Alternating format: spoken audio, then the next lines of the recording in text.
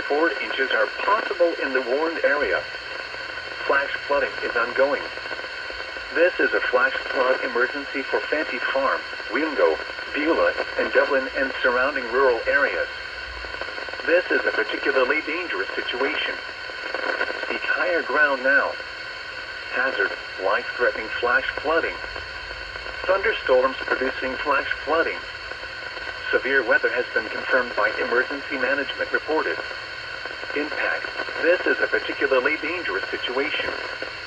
Seek higher ground now.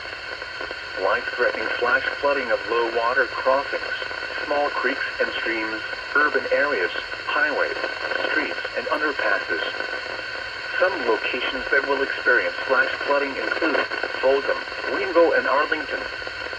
Do not attempt to travel across the warned area.